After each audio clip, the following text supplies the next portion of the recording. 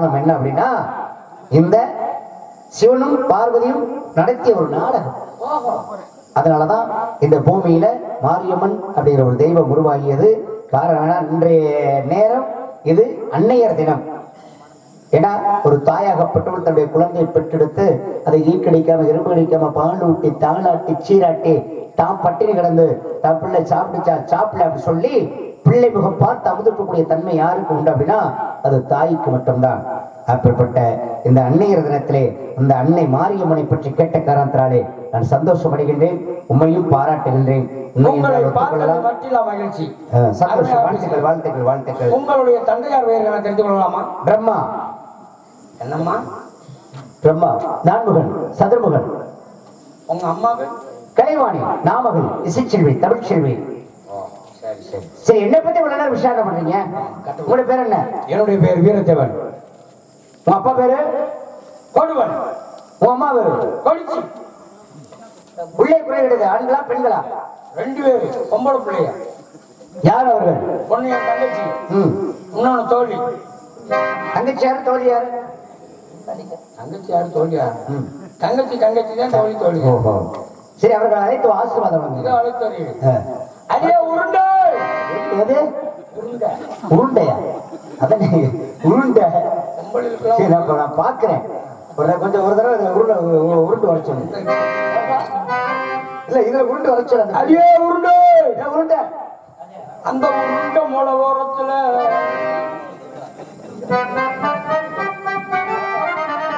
பாருங்க, உருண்டை ஓடியா இருக்கு. நேரம் ஆயிடுச்சு. வருது உண்டு வருது. ஒரு டீ இந்த பிஸ்கட் பாக்கெட் இருந்தா ஒரு 4 டீ 12 வாழை 6 பிஸ்கட் பாக்கெட். மல்லிகையே மல்லிகையே தூதாக போ.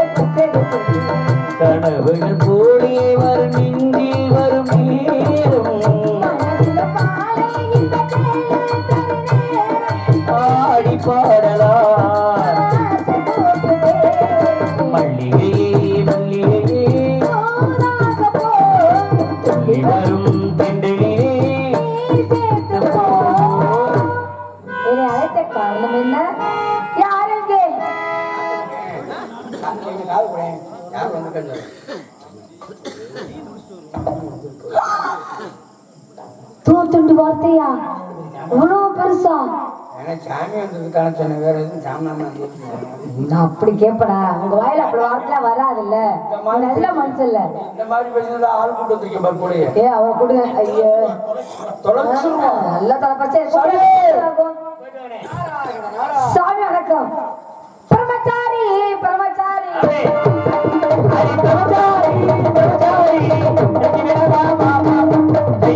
அதை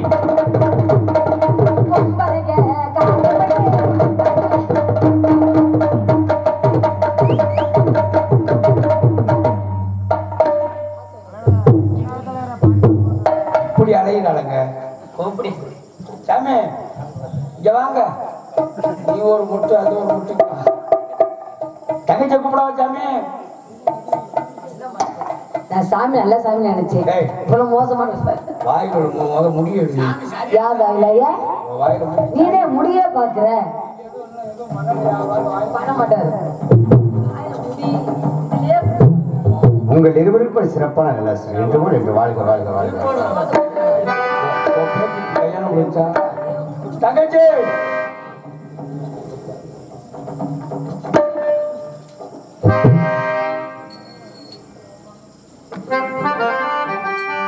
ஓ மனசுல பாட்டுதான் இருக்குது, என் மனசுல கேட்டுதான் தவிக்குது.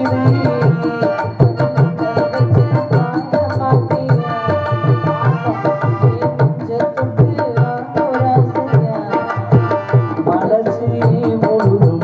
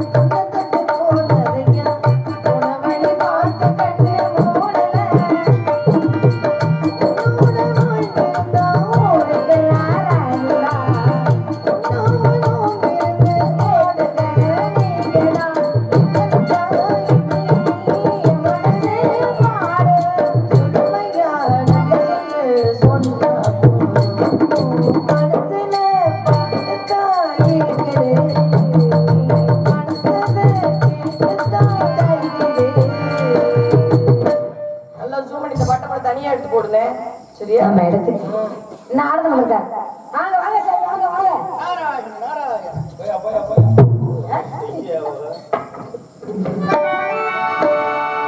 நாரத பாமுனியே வருகவே, நாரத மாமுனியே வருகவே,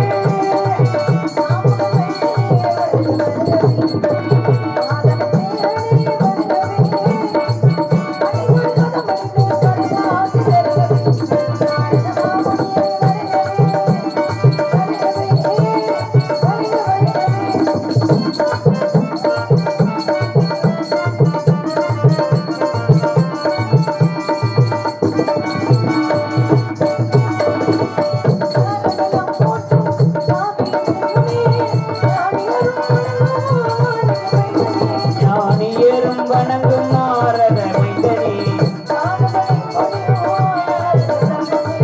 கானமலை பொழியும் நாரத பிரம்மனே,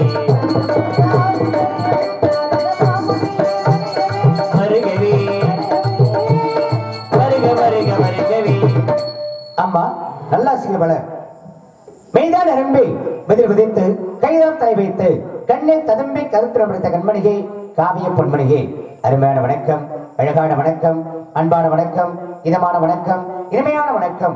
இன்றைய வணக்கம் இந்த இடத்தை அலங்கரிக்கக்கூடிய அளவிற்கு அதி அற்புதமாக இருக்கிறது. இருந்த போதிலும் ஒரு தாயை எப்படி வணங்க வேண்டும், ஒரு தந்தை எப்படி வணங்க வேண்டும், ஒரு குருவை எப்படி வணங்க வேண்டும், தெய்வத்தை எப்படி வணங்க வேண்டும், வரக்கூடிய விருந்தகளை எப்படி வணங்க வேண்டும் என்பதற்கெல்லாம் வரைமுறைகள் இருக்கின்றது. இருந்தாலும் என்னை வரவேற்ற உன்னை வாழ்த்துவது கடமை அல்லவா? ஆகையால் பூப்போலே உள் புன்னகையில் உலகினை கண்டேனம்மா. பூப்போலே உன் புன்னகையில் உன் உலகினை கண்டேனம்மா. என் கண்ணே கண்ணில் மணியே என் உயிரில் ஒளியே.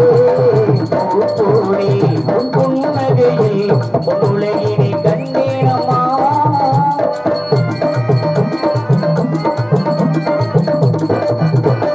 பூங்காற்றிலே சிறு பூக்கள் போல் நீ நடப்பது நாட்டியமே.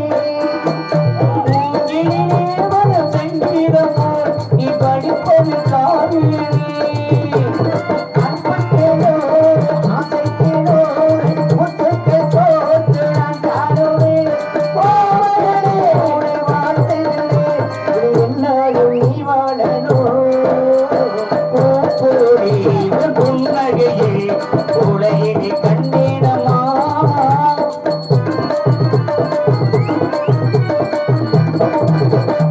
அம்மாவென்றே வரும் கள்ளக்குட்டி அது தாய்மையை கொண்டாடுதே. பூக்குயிலே வரும் சின்ன குயில் தன் குழந்தைக்கு கூப்பிடு. நெஞ்சோடு பாசம் மாறாகுமோ, அன்போடு நேசம் நூறாகுமே. மாமகளே உன்னை வாழ்த்துகிறேன். இனி எந்நாளும் நீ வாழணும். பூப்போலே தான் உலகில் உன் உலகினை கண்டேனம்மா. வெள்ளை கரை உடுத்து வெள்ளை பணி உண்டு வெள்ளை தாமரையில் வீற்றிருப்பாள். வெள்ளை அரியாசனத்தில் என்னை அரசரோடு சரியாசனத்தை வைத்த தாய் என்னும் பெருமைக்குரியவளாம். கடவுள் அருளால் கவிபாடும் வெள்ளமை பொருந்திய பெண்மகளே, என் நாளிலத்தின் நன்மகளே, நீ வாழ்க, என் குலம் வாழ்க. குமரக்கடவுள் திருவுருளால் நீ சிறப்புடன் வாழ்க மகளே. அம்மா, உம்மிடம் சில விவரங்கள் கிட்ட தெரிந்து விடாமல் இருக்கின்றேன், கேட்கலாமா? கேளுங்க சுவாமி. பட்டுவிழி கற்கண்டு பொலிவாதே. பொன்னிலி வள்ளிலி கற்கண்டு பொலிவாதே. பட்டுவிழி கற்கண்டு பொலிவாதே. வாழ்ந்திருக்கிறாரது சொல் போதே.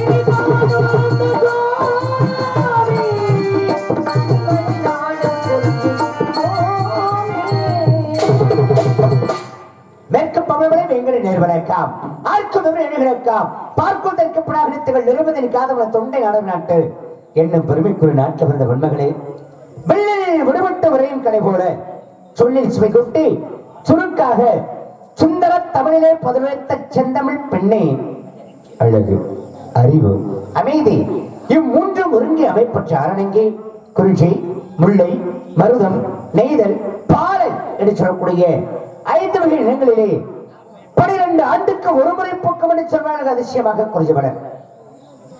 அப்பேற்பட்ட குறிஞ்சிமலர் ஒத்த குழுவும் குமரக்கடவுள் குடிகொண்ட தொண்டை நாடு நல்லது. இன்னும் உம்மிடம் ஒன்று கேட்கலாமா? கேளுங்க சுவாமி. தந்தையின் பெயர் தம்பி. தாயின் பெயர் தங்கை மோகினி. உம்முடைய பெயர் வள்ளி. உடன் பிறந்தார் 7 பேர். இங்க எதற்காக வந்திருக்கின்றாய்? காவல் பிரியன். என்ன திணை? கரந்தனை சிந்தனை. கரந்தனை யாருக்கு, சிந்தனை யாருக்கு? இரண்டுமே எங்களுக்கு தான். படைக்கிறது மிருக பெருமாளுக்கு சிந்தனை. ஓஹோ, காவலுக்கு வந்து காவல் எப்படி பாத்துக்கிட்டு இருக்கீங்க? கண்ணும் கருத்துமா பாத்துக்கிட்டு இருக்கோம். ஏன் கண்ணு கருத்துமா பார்க்கணும்? ஏன் பார்க்க கூடாது? இல்ல, கண்ணு கருத்துமா பார்க்கணும் என்ன காரணத்துக்காகன்னு கேக்குறேன். எங்க அப்பா சொன்னாருன்றதுக்காக பார்த்துட்டு இருக்கேன். அப்பா சொன்னாரா? அப்படி என்ன அப்பா சொன்னார்? கண்ணும் கருத்துமாக காவலுக்கு போகணும்ன்றது அப்பாவுடைய கட்டளை. சரி, தந்தை சொன்ன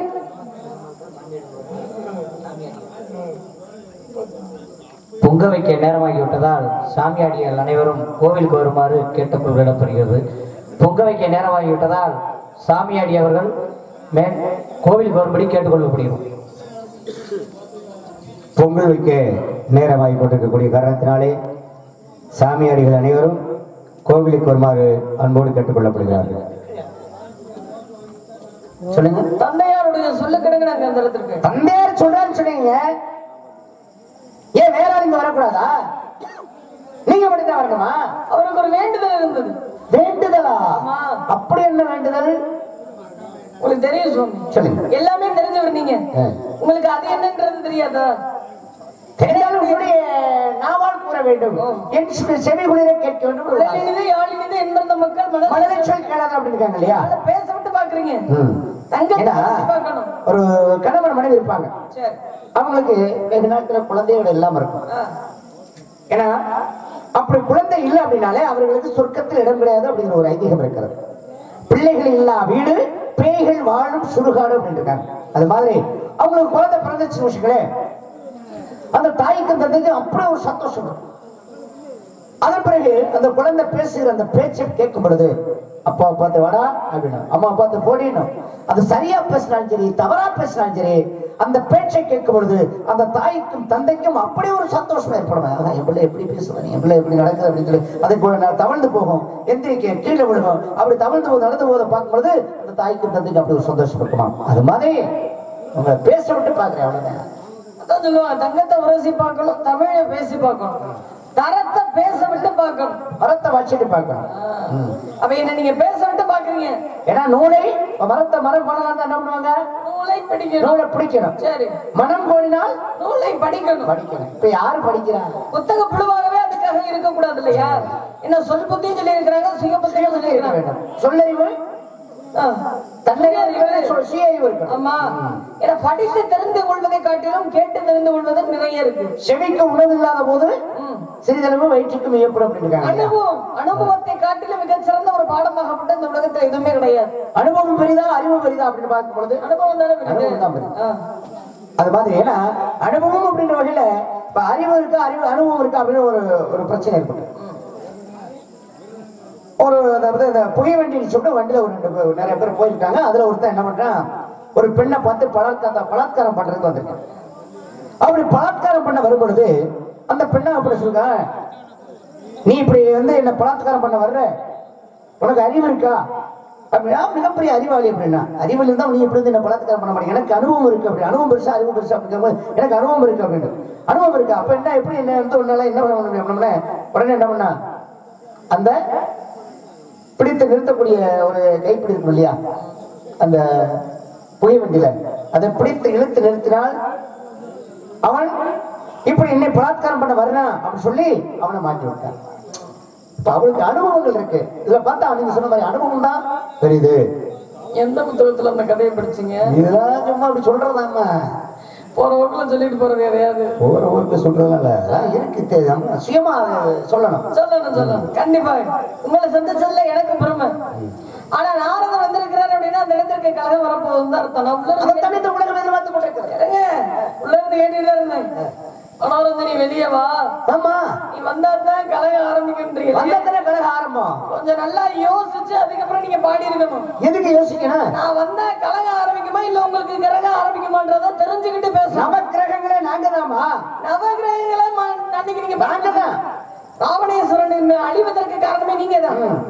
ராவணேஸ்வரன் நவக்கிரகங்களே படிக்கட்டா ஏறி போட்டு போயிட்டு இருந்தா, சும்மா இருந்த ராவணேஸ்வரன் போய் 33 கோடி ஆயுள வாங்க சொன்னதும் நீங்க தான். அதே ராவணன் அழிவதற்கு காரணமாக இருந்ததும் நீங்க தான். இதுக்கு பேரு தான் சொல்லுவாங்க பிள்ளையும் கிள்ளி விடுறதும் தொட்டிலையும் ஆட்டி விடுறதும் அப்படிமாங்க. எங்கு தர்மம் குறைந்து அதர்மம் தலை தூக்குகிறதோ அந்த இடத்துல நான் வந்திருப்பேன். அவங்கள விடுறாங்க கொஞ்சம் இன்னொரு மட்டும் அவுட்ரா நகர் பண்ணிடு.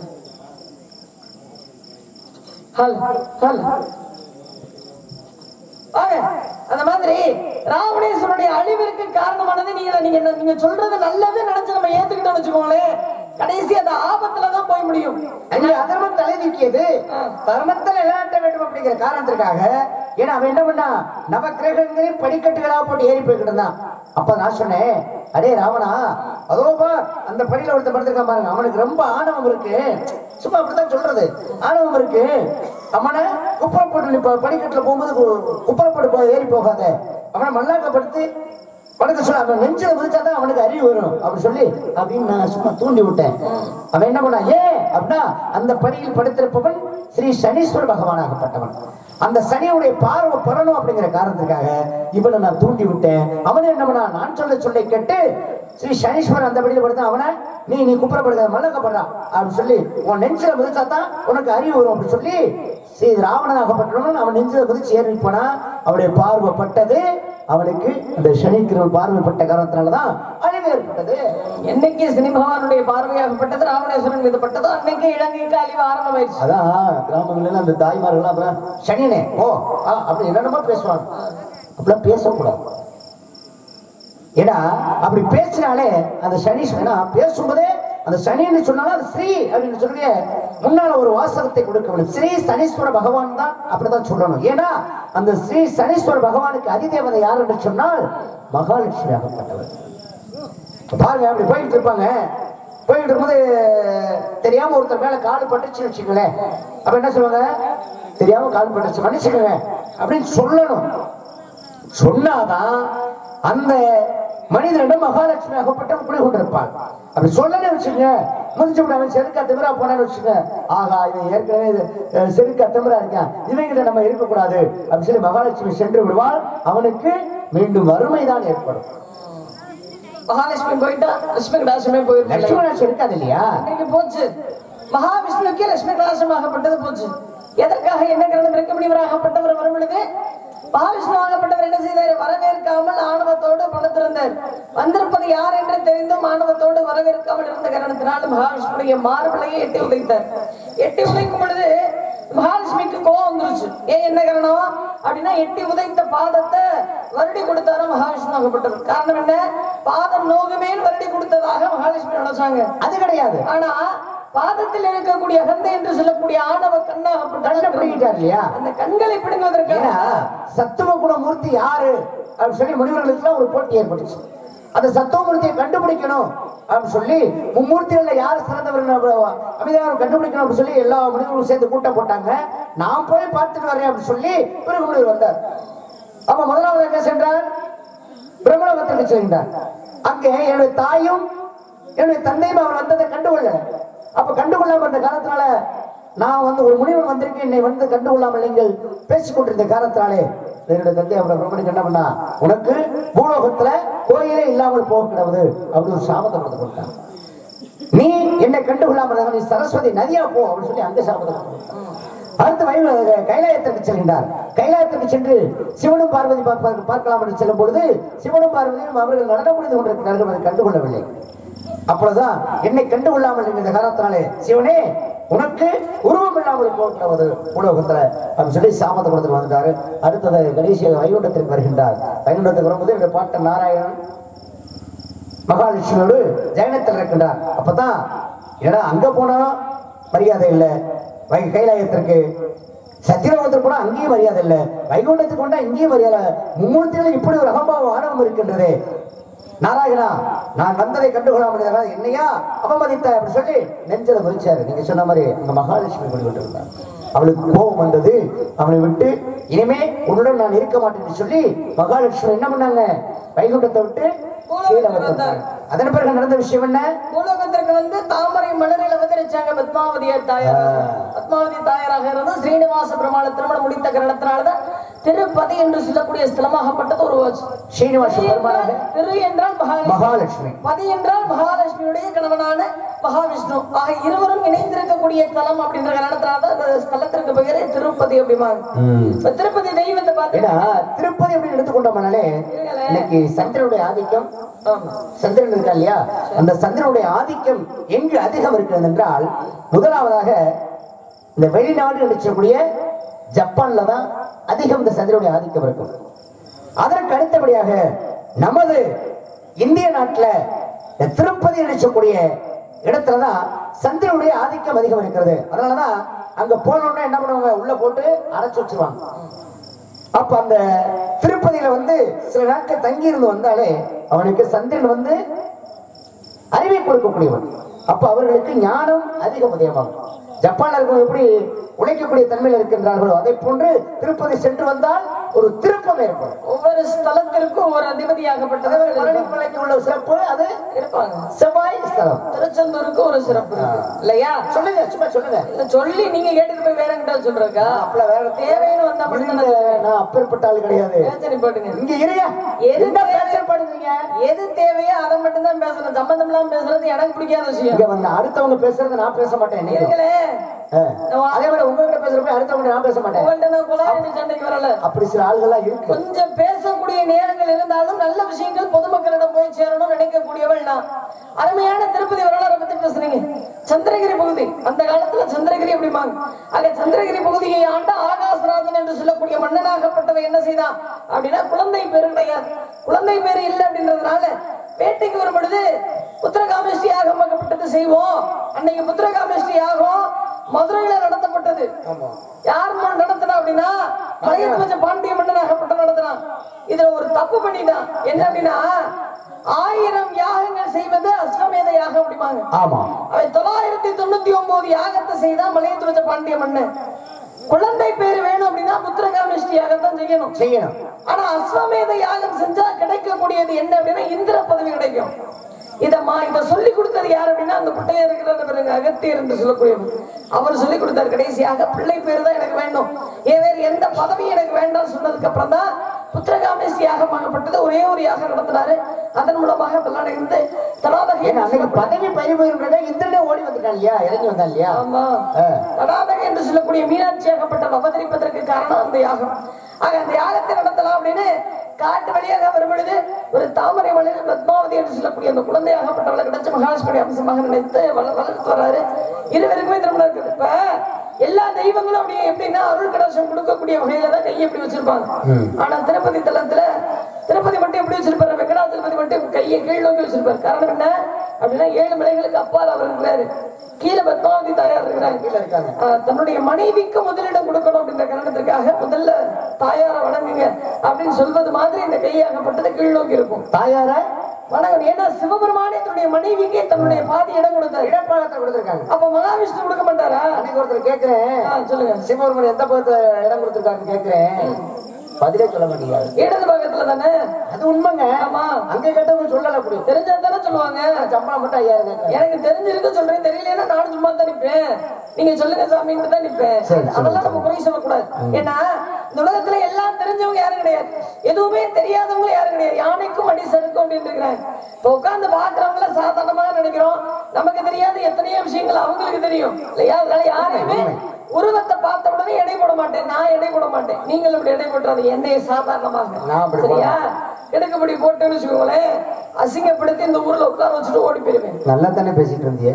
அதனால எதற்காக வந்தமோ, கொலையாடிக்கு சண்டைக்கு வரல அப்படி வேகமா சொன்னீங்க. இப்ப பார்த்தா கொலையாடி சண்டை ஆரம்பிக்கிற மாதிரி தெரியும். எதற்காக வரணுமோ அந்த காரியத்தை மட்டும் சொல்லிட்டு போயிட்டீங்க அப்படின்னா உங்களுக்கு நல்லது. ஏன்னா சரி, நாரதர் வர்றாரு அப்படின்னாலே யார் தெரியும், ஒரு நாளைக்கு ஒரு கலகம் செய்யணும் இல்லையா? இல்லைன்னா உங்களுடைய சிரசாகப்பட்டது 1008 சுக்குன்றாக வெடிச்சு சிதறும். இதன் காரணமாக உங்கள் தலையை காப்பாற்றிக் கொள்வதற்காக நீங்க யார் தலை வேணாலும் உருட்டுவீங்கன்றது எனக்கு தெரியும். இன்னைக்கு ஏன் தலையை உருட்டலாம்னு பாக்குறீங்க. ஆனா உன் தலையை உருட்டுறது இருக்கட்டுமா? இப்ப சொன்னீங்க மகாலட்சுமி, ஸ்ரீதேவிக்கு மூதேவிக்கு ஒரு போட்டி வந்துருச்சு. ஓஹோ, 2 பேரும் அக்கா தங்கச்சிதான். இந்த 2 பேரும் அக்கா தங்கச்சிதான். ஆனா அவங்களுக்கு ஒரு போட்டி, யாரு அழகா இருக்காங்க அப்படிங்கிற ஒரு போட்டி. 2 பேரும் போட்டு நான் தான் அழகு நீ தான் அழகு 2 பேரும் பேசிக்கிட்டு இருந்தாங்க. கடைசியில நான் அந்த வழியா வர நாரதரிங்க வா அப்படின்னு கூப்பிட்டாங்க.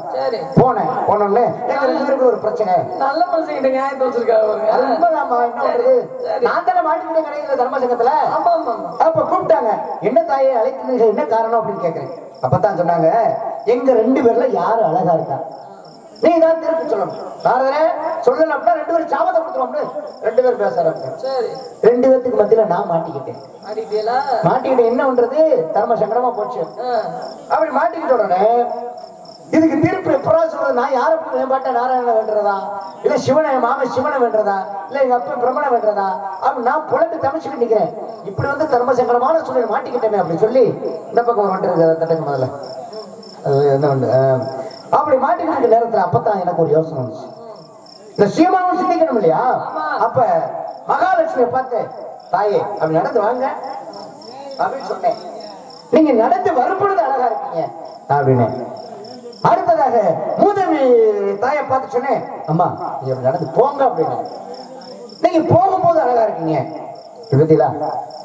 நீங்க மகாலட்சுமி வந்து நீங்க வரும்பொழுது அழகா இருக்கீங்க, மூதேவி பார்த்து நீங்க போகும்போது அழகா இருக்கீங்க. ரெண்டு பேத்துக்குமே சந்தோஷமா போச்சு, என்னைய வாழ்த்திட்டாங்க. அப்ப ஏன்னா அதுக்கான காரணம் என்ன அப்படின்னா, ஒரு வீடு இருக்கு அப்படின்னா அந்த வீட்டுல விளக்கேற்ற வேண்டும். 6 மணி ஆயிடுச்சு அப்படின்னா விளக்கேற்றணும். அப்படி விளக்கேற்றிட்டாங்க அப்படின்னா அந்த வீட்டுக்கு மகாலட்சுமி ஆகப்பட்டு வந்துருவாங்க. இப்படி மாலை நேரம் ஆயிடுச்சு அப்படின்னா வீட்டுடைய கதவை திறந்து முதல் வீட்டுல மாலை நேரத்துல என்ன பண்ணணும், வீட்டுடைய பின்புறம் கதவு இருந்தா பின்புறம் கதவை அடைக்கணும்.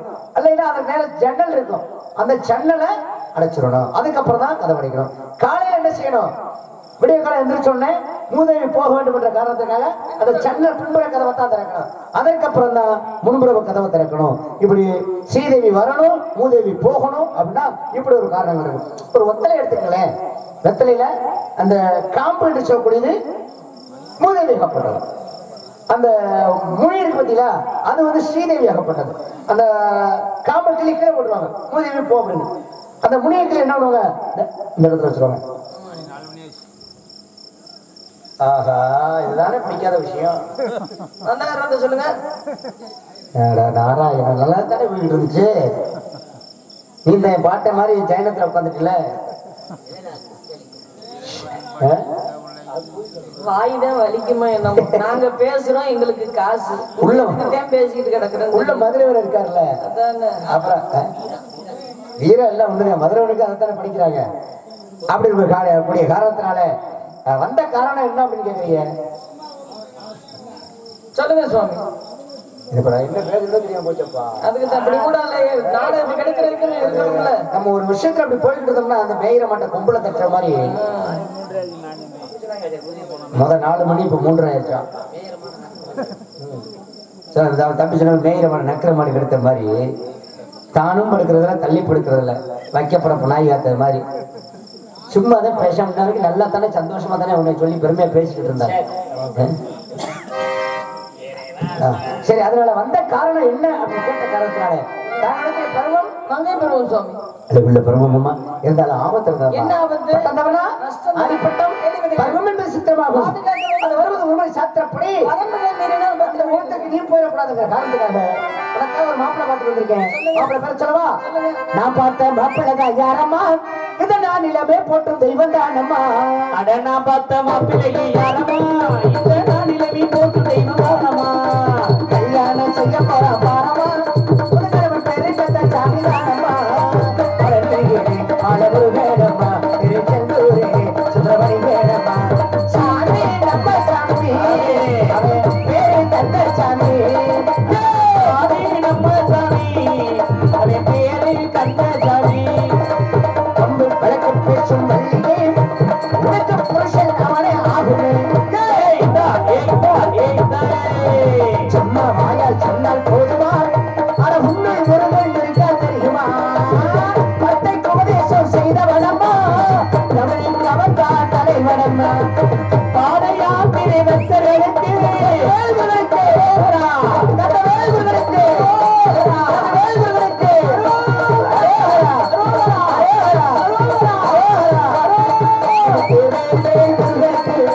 கந்தனுக்கு வேல் முருகனுக்கு வேல் முருகா வெற்றி வேல் முருகா வேல் முருகா வெற்றி வேல் முருகா.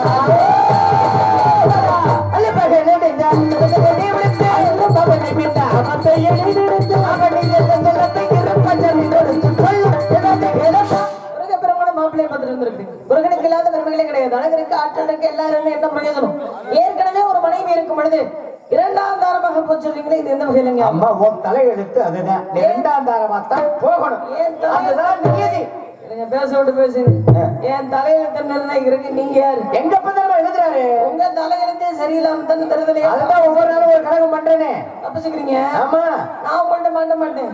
ஊர் உலகத்துல எத்தனை பெண்கள் இருக்கிறாங்க, சரி அவங்கள யாரையா பார்த்து திரும்ப முடிச்சு வைங்க. சரி, ஊர் உலகத்துல எத்தனை பெண்கள் இருக்காங்கல்ல, அவங்க வராம நீ எங்க கவனிக்கு வந்த? நான் வர்றேன்னா அது யாரும் எனக்கு தான் பாக்குறீங்க. அது ஏன் தவறியா நான் வர்றேன். நான் சொல்றது கேளுமா. பேச்ச குறைங்க. என்ன பேச்ச குறை? உங்களே நீங்களே பிரம்மச்சாரி. இல்லற வாழ்க்கையை பத்தி உங்களுக்கு என்ன தெரியும்னு நீங்க மட்டும் பேச்சு பேசுறீங்க. இது 1 இல்ல 2 இல்ல 52 முன்னாடி கட்டிட்டு வந்தேன் நானு.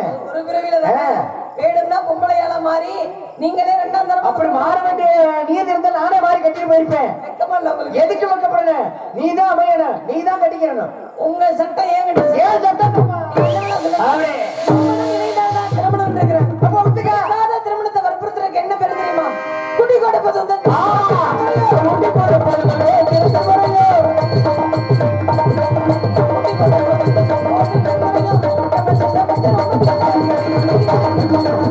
யாரை 10 கூட்டுக்குள் விட்டாய். நாகரிகம் ஆபத்தம் இல்லாமல் பேசிவிட்டாய். அன்பராருக்கு அன்பையும் அறிவராருக்கு அறிவையும் அன்பராருக்கு பண்பையும் இப்படி எல்லாருக்குமே கூட்டிக் கொள்வத வேலை.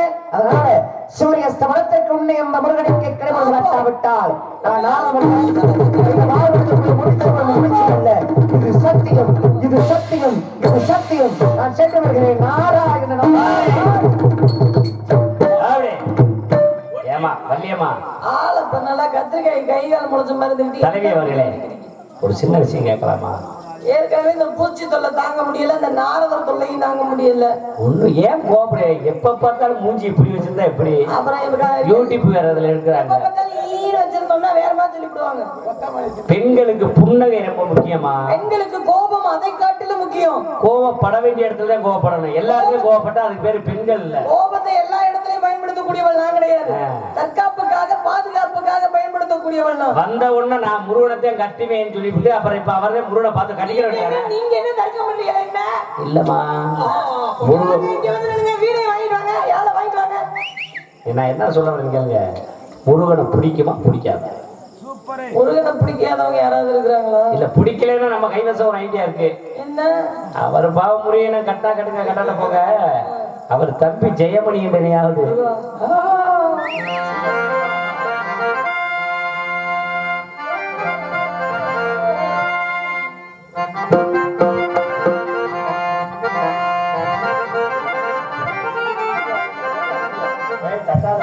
மேல வந்துருப்பா விட்டு அதான் சாட்டுறாங்க.